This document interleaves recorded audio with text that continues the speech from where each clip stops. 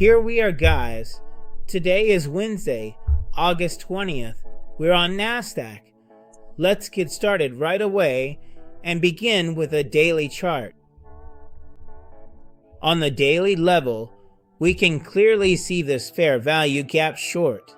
So for now, what dominates the short side on the daily is this fair value.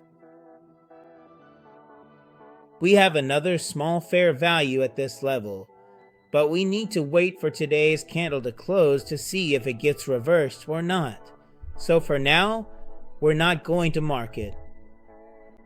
Today, we'll probably create another fair value gap short as well, because yesterday's move was really strong.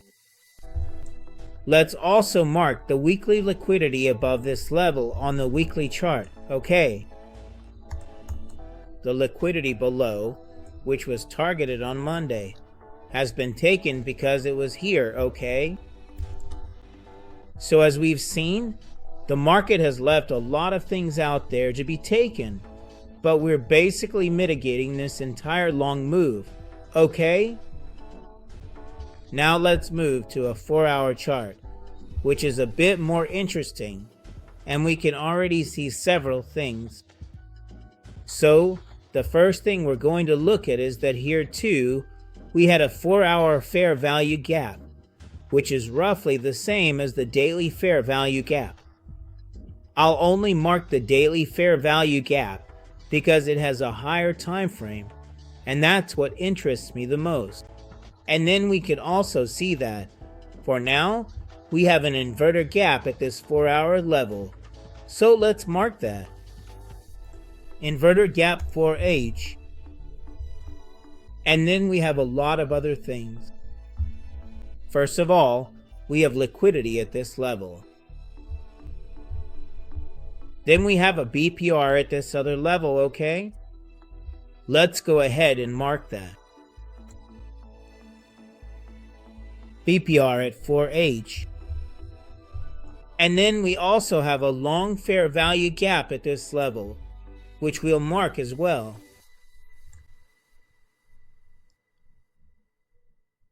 This is a long fair value gap, the BPR that signals long, and then we can also see that on the 4-hour time frame at this level here, we've also created a fair value. Okay? So the first thing we can reason out is that we definitely have some external points of a structure for today where the price could go and where we can definitely look for trades. Another thing I wanted to point out is definitely this small 4-hour fair value gap to the short side, which, for now, since we're in the London session, the market is respecting.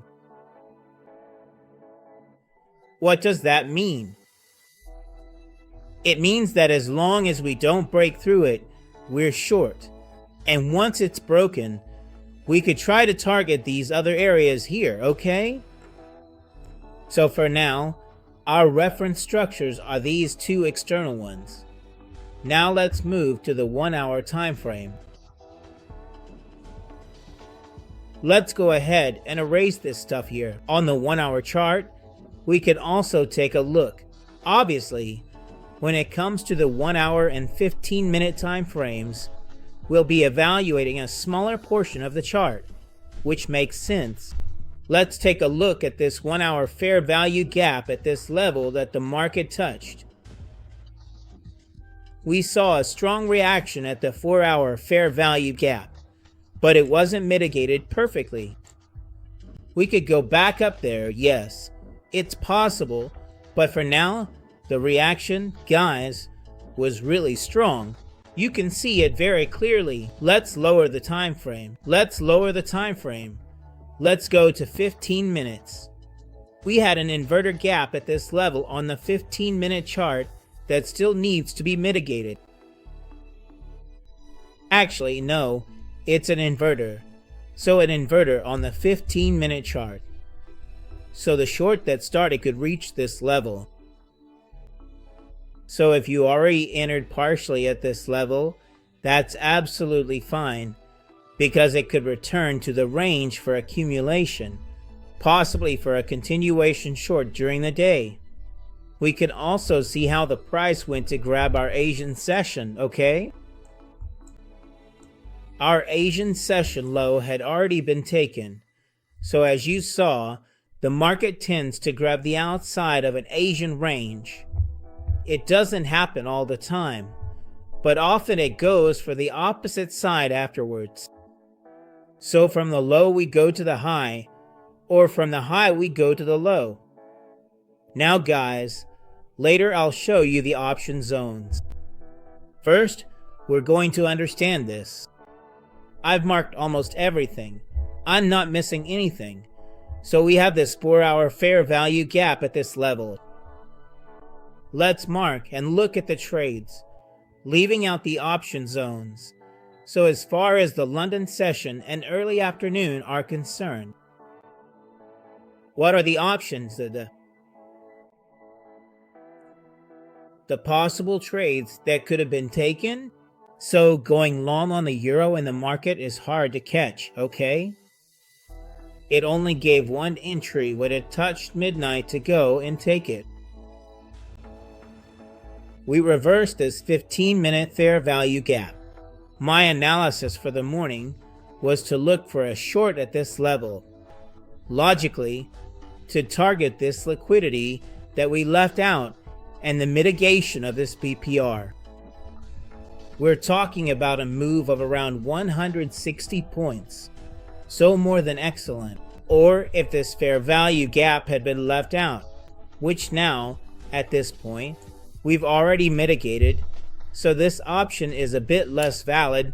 You could have waited for this liquidity to be taken, leaving out the BPR for a possible accumulation, okay? So short, long, then go short again, and in this area see if you can catch the long or possibly the continuation of the trend. Okay, why? Because this area is roughly, let me show you, we're just below the 50% level of the Fibonacci. What does that mean? That from 50% and below, all these areas are good. Of course, we're talking about swing movements, so from 50% and below, all the longs can work out well, especially on the Nasdaq, which often hits the 50% level.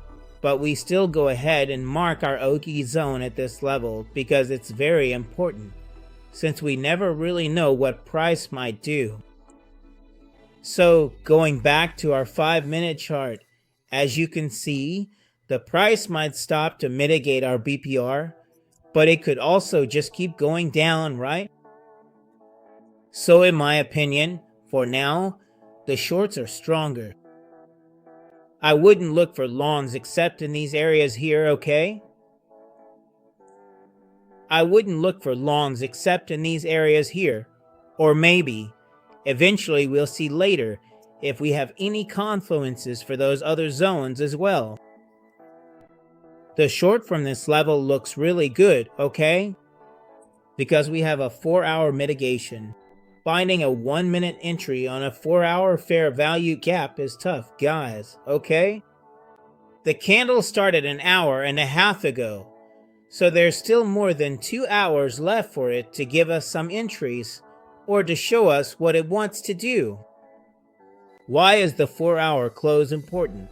Because a candle that we're about to look at on the 4-hour chart, do you see this one?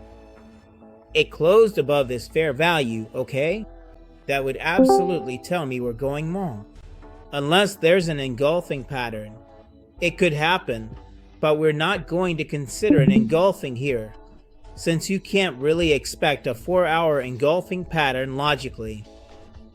So a 4-hour close at this level will definitely lead me to the mitigation of this. So what will the price do? The price will probably range, okay? It might range. It could even range for 2 hours, and then maybe not even give us an entry. So what do we need to do? If we actually want to try for a long, today we'll try the long on this. the short from this level. Unfortunately, with an entry that's not very precise. If you want to take an entry, guys, I would maybe try a small grid, even though I don't really like it, with a slightly higher stop but basically from inside this fair value, okay? So be very careful with your position sizes because the moment the 4-hour candle closes here, I'm telling you right now, we'll get to this area, okay?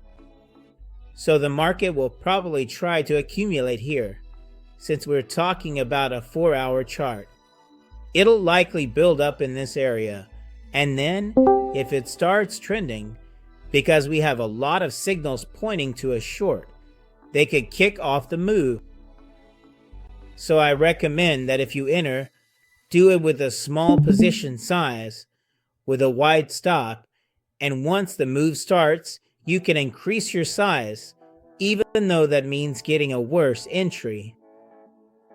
And if it goes long, take your stop. Set it about 10 points above this hourly fair value gap, more or less. Be careful with position sizes. As for long entries, I would wait for the option zones that we're about to look at now, okay? Here we are with the option zones. As you can see, the option zones, which I'll give you the exact numbers for in a moment, line up perfectly with other confluences we have on the chart.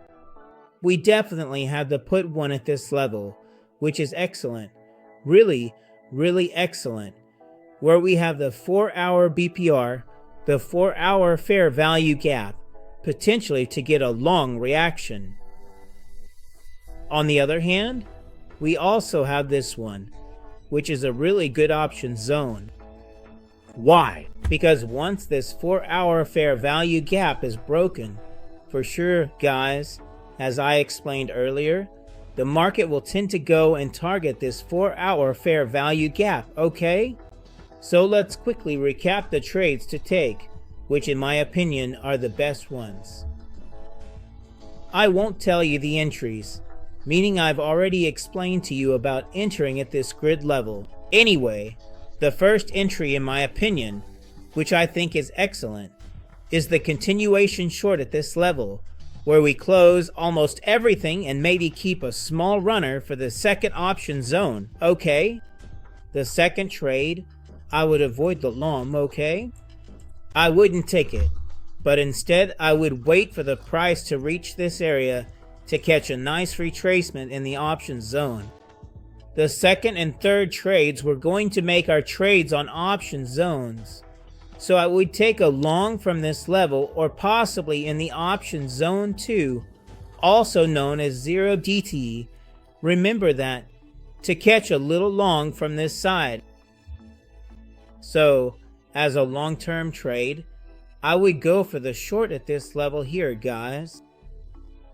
In my opinion, being able to find an entry at this level, we're talking about a solid 150 points, would be an absolutely fantastic trade. You just need to find the right timing, the right moment to enter the market, okay?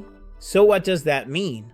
Since we still have a bit left to mitigate, but we've already seen some reactions here, what I'd like to see is some accumulation up until the New York morning open, and then maybe a sweep of London, and really try to pinpoint, down to the millimeter, so to the exact point, a perfect entry to go for option zone 2. The short, we're short, the short needs to be strong. We've left liquidity out. We've left this fair value gap to be mitigated for the second time, this PPR. So I see this area today as very promising. If I had to go long, guys, hold on. Either we try an entry at this level when the 4-hour fair value gap reverses. You could also take a trade like this, though it's a bit more difficult because we're really going against the trend and leaving all the liquidity out. Or we just stay put and go for the option zones. Now I'm going to give you the exact numbers, okay? And let's start with the calls. Call 1 is at 23,565. Sorry, 23,555 and 23,575. Call 2 is at 23,760 and 23,780. Let's move on to the puts, where we have put 1 between 23,290 and 23,270, and then we have put 2 between 23,085 and 23,065. Let's also move on to SP, which, as I already told you, I won't be analyzing, but we'll take a look at the option zones. We have call 1, 0 DTE, 435 to 445. We have call 2 at 6,485 to 6,495. Moving on to the puts, we have put 1 between 6,395 and 6,385. And then we have put 2 between 6,345 and 6,335. So that's it, guys. That's all for today's video. I remind you that any interaction you have with the channel really helps us a lot. It doesn't cost you anything to leave a like if you enjoy our content, a comment, even just a little heart. Really, any interaction means the world to us. So that's it for today. Thanks for stopping by. We'll see you tomorrow with another video. A big hug from your day. Bye, guys.